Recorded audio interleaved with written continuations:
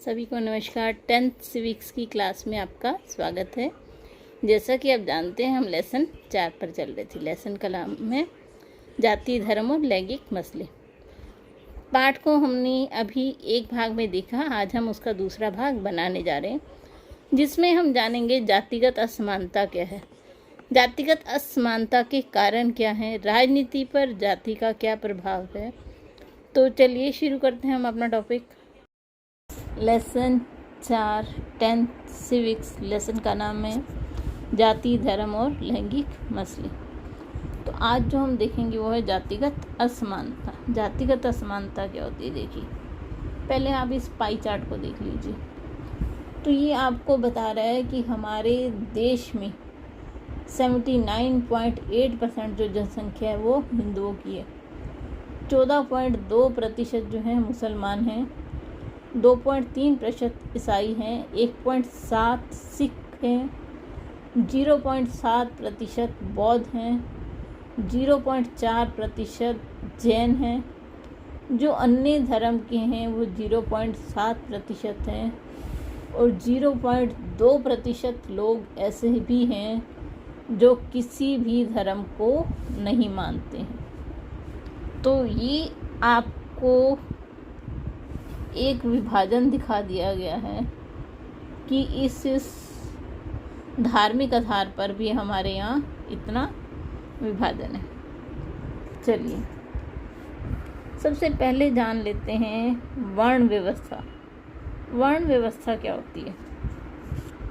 जो हमारे समाज में बना रखी ऊंची जाति नीची जाति, तो उसे हम क्या कहते हैं? वर्ण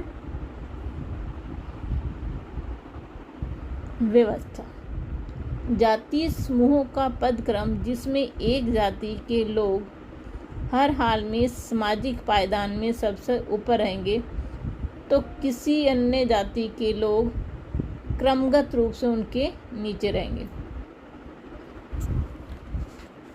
मतलब एक जैसे व्यवस्था बना दीजिए 1 2 3 4 के हिसाब से, तो वो कि जो पहली कुछ पर्टिकुलर जाती हैं वो नंबर 1 पे, उसके बाद वाली 2 3 4 इस तरह से।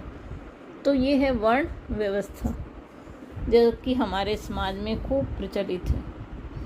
जातिगत असमानता को दिखाने वाले कारक कौन से? देखिए, आज भी हमारे देश में कुछ जातियों के साथ अछूतों का जैसा बर्ताव किया जा रहा है। आज भी अधिकतर लोग अपनी जाति या कबीले में ही विवाह करना चाहते हैं। मान लीजिए कोई किसी पर्टिकुलर जाति का है, वो मुस्लिम है, तो मुस्लिम समुदाय में ही विवाह करे। तो आज भी लोगों के अंदर ऐसी ही मान्यताएं हैं। तीसरी, कुछ जातियां उन्नत हैं और कुछ पिछड़ी हुई हैं।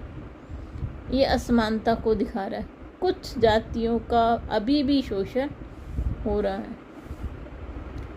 चुनाव और मंत्रिमंडल के गठन में जातीय समीकरण को ध्यान में नहीं रखा जाता है।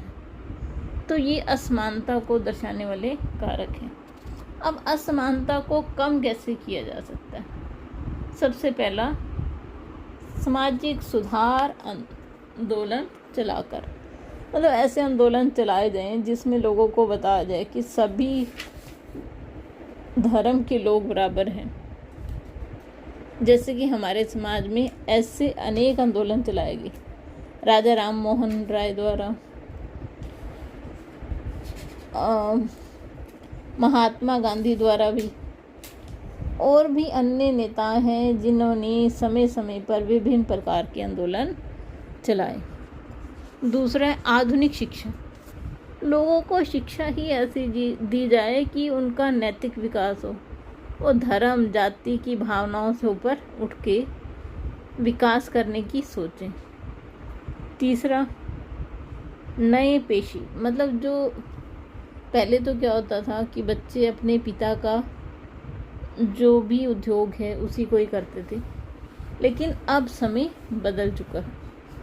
अब लोग अपने पुश्तैनी काम धंधे छोड़कर नए नए उद्योगों को अपना रहे हैं। जैसे जो किसान हैं पहले वही 2 तरह की फसल उगाते थे, अब जो आने यंग जनरेशन है वो फूलों की, सब्जियों की अनेक वैरायटियाँ उगा रही है खेती में और अधिक लाभ प्राप्त कर रहे हैं।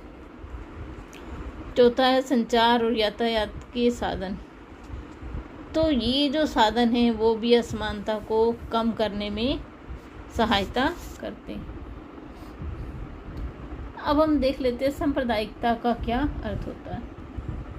सांप्रदायिकता क्या होती है? देखिए, ऐसी स्थिति जिसमें व्यक्ति अपने धर्म को तो श्रेष्ठ मानता है और दूसरे धर्म को अपने से छोटा, तो इस प्रकार की भावना को हम संप्रदाय की भावना कहते हैं।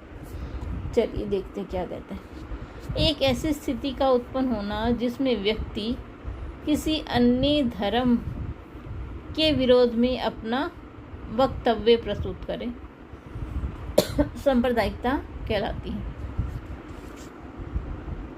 इसमें जो लोग हैं वो अपने धर्म को श्रेष्ठ मानते हैं और दूसरे को कम, तो ये एक उग्र विचारधारा है जो कई बार लड़ाई झगड़े का भी रूप ले लेती है। संप्रदाय का राजनीति पर क्या प्रभाव पड़ता है? सबसे पहला, जो लोग हैं वो कट्टरपंथी विचारधारा वाले बन जाते हैं। दूसरा क्या है? धार्मिक आधार पर ही मतों का बंटवारा हो जाता है कि अगर उनके धर्म का कोई खड़ा हुआ है तो वो लोग उसी को ही वोट देते हैं। धर्म के आधार पर ही लोग चुनाव के समय अपने प्रत्याशी घोषित करते हैं। मान लीजिए किसी एक पर्टिकुलर धर्म के लोग एक स्थान पर ज़्यादा हैं तो वो अपने ही धर्म का प्रत्याशी खड़ा करना की कोशिश करते हैं और उसी को ही वोट डालते हैं। सांप्रदायिक हिस्सा और खून खराबा करवाते हैं कई बार राजनीति में आने के लिए। तो ये सब तरह की घटनाएं हैं। चलिए आगे देखते हैं सांप्रदायिकता की हानियां क्या हैं। सबसे पहले देखिए, आपसी द्वेष को बढ़ता है। मान लीजिए एक स्थान पर 4 संप्रदाय के लोग रह रहे हैं, तो एक संप्रदाय को अगर विशेष सरकार से सहायता मिल रही है तो उनमें और दूसरों में द्वेष बढ़ता है। जैसे कि श्रीलंका का आप उदाहरण देख सकते हैं। दूसरा क्या है, इससे हमें आर्थिक हानि भी हो सकती है। मतलब एक पर्टिकुलर धर्म के लोग ज़्यादा अमीर होते रहें और दूसरे धर्म के कम, जनहानि, लड़ाई झगड़े होंगे तो कोई व्यक्ति उसमें मृत्यु भी हो सकती है। राजनीतिक अस्थिरता पैदा करती है सांप्रदायिकता।